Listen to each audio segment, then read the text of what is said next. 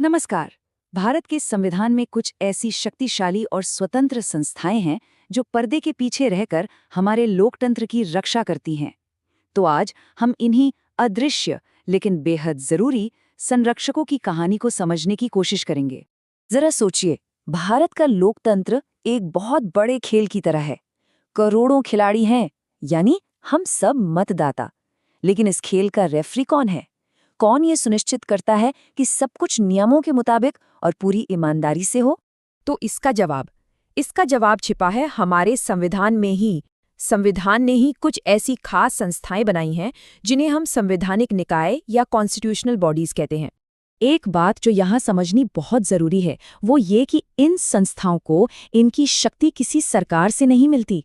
इनकी शक्ति का स्रोत सीधा भारत का संविधान है, और यही वो बुनियाद है जो इन्हें इतना मजबूत और आज़ाद बनाती है।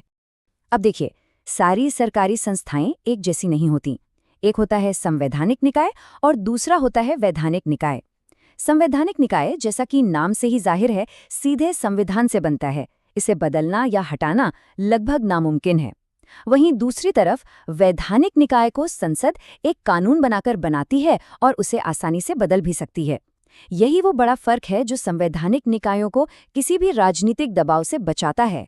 तो चलिए सबसे पहले बात करते हैं उस संस्था की जो लोकतंत्र की जान है, यानी हमारे चुनावों की देखरेख करती है। जी हाँ, हम बात कर रहे हैं भारत के चुनाव आयोग की। साल था 1988 और संविधान में एक बहुत बड़ा बदलाव हुआ। वोट देने की उम्र 21 से घटाकर सीधी 18 साल कर दी गई। अब सोचिए, रातों रात करोड़ों नए युवा वोटर इस चुनावी प्रक्रिया का हिस्सा बन गए। जाहिर है, चुनाव आयोग के लिए ये एक बहुत बड़ी चुनौती थी। इस नई चुनौती से निपटने के लिए चुनाव आयोग का भी विकास हुआ। देखिए, जब 1950 में इसकी शुरुआत हुई तो ये एक सिंगल मेंबर बॉडी थी। फिर 1989 में जब वोटर्स की संख्या एकदम से बढ़ गई तो 2 और कमिश्नर लाए गए, और 1993 तक आते आते ये स्थायी रूप से एक 3 सदस्यीय निकाय बन गया, जैसा कि हम इसे आज जानते हैं। अब देखिए, चुनाव आयोग का काम सिर्फ वोट डलवाना ही नहीं है। एक और बहुत बड़ा काम है राजनीतिक पार्टियों को रजिस्टर करना। मतलब कौन सी पार्टी नेशनल लेवल की है, कौन सी स्टेट लेवल की, ये सब उनके चुनावी प्रदर्शन के आधार पर चुनाव आयोग ही तय करता है। चुनावों में निष्पक्षता तो हो गई, लेकिन सरकार चलाने वाले अधिकारियों का क्या उनकी भर्ती भी उतनी ही निष्पक्ष होती है? यहीं पर तस्वीर में आता है हमारा दूसरा बड़ा संरक्षक, संघ लोक सेवा आयोग यानी यूपीएससी। इसे अक्सर योग्यता का संवैधानिक संरक्षक कहा जाता है, और ये नाम इसके काम को बिल्कुल सटीक तरीके से बताता है। इसका सिर्फ एक ही मकसद है, ये पक्का करना कि देश को सबसे काबिल अफसर मिले, किसी सिफारिश से नहीं बल्कि अपनी मेहनत और काबिलियत से। तो यूपीएससी करता क्या है? सबसे पहले तो वो अखिल भारतीय और केंद्रीय सेवाओं के लिए परीक्षाएं आयोजित करता है। लेकिन बात यहीं खत्म नहीं होती।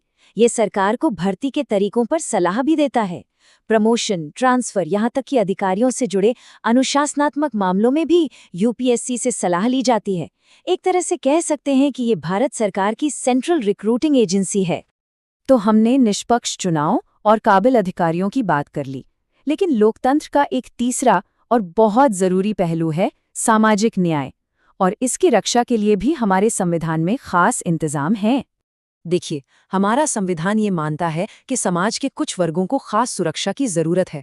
इसीलिए अनुसूचित जातियों, अनुसूचित जनजातियों और पिछड़े वर्गों के लिए राष्ट्रीय आयोगों की स्थापना की गई है। इनका काम सिर्फ एक है, इन समुदायों के संवैधानिक अधिकारों पर नजर रखना, उनकी रक्षा करना और ये सुनिश्चित करना कि उन्हें न्याय मिले। तो अब तक हमने 3 तरह के संरक्षकों को देखा, पर एक सवाल मन में आता है, इन सबको इतनी ताकत और इतनी हिम्मत मिलते कहाँ से है? वो कौन सी गुप्त सामग्री है जो इन्हें इतना स्वतंत्र बनाती है? तो चलिए अब इस राज से पर्दा उठाते हैं। इनकी आज़ादी की ढाल 3 मजबूत परतों से बनी है। पहली है कार्यकाल की सुरक्षा, मतलब मुख्य चुनाव आयुक्त या यूपीएससी के सदस्यों को हटाना उतना ही मुश्किल है जितना सुप्रीम कोर्ट के किसी जज को हटाना। दूसरा, उनकी सेवा की शर्तें, मतलब सैलरी और दूसरी सुविधाएं नियुक्ति के बाद कम नहीं की जा सकती। और तीसरा, जो कि बहुत अहम है, इनका सारा खर्च भारत की संचित निधि से आता है। इसका मतलब ये हुआ कि इनके बजट पर संसद में हर साल वोटिंग की जरूरत नहीं पड़ती। बस यही 3 चीजें इन्हें हर तरह के राजनीतिक दबाव से आजाद रखती हैं। तो आखिर में हम ये कह सकते हैं कि इन संस्थाओं की सेहत ही हमारे लोकतंत्र की सेहत का असली पैमाना है। ये सिर्फ कुछ सरकारी दफ्तर नहीं है, ये वो मजबूत खंभे हैं जिन पर हमारा लोकतंत्र टिका हुआ है। ये सुनिश्चित करते हैं कि शासन में निष्पक्षता, योग्यता और न्याय हमेशा बने रहें। एक तरफ चुनाव आयोग है तो दूसरी तरफ यूपीएससी और साथ में है सामाजिक न्याय के प्रहरी, ये राष्ट्रीय आयोग। ये सब मिलकर ही भारतीय लोकतंत्र की नींव को मजबूत बनाते हैं। लेकिन यहाँ एक सवाल सोचना जरूरी है। अगर ये संस्थाएं लोकतंत्र की ढाल हैं, तो फिर अक्सर इन संस्थाओं और उस वक्त की चुनी हुई सरकारों के बीच जो एक तनाव देखने को मिलता है, वो हमें हमारे दौर के बारे में क्या बताता है? ये एक ऐसा सवाल है जिसका जवाब हम सबको मिलकर खोजना होगा।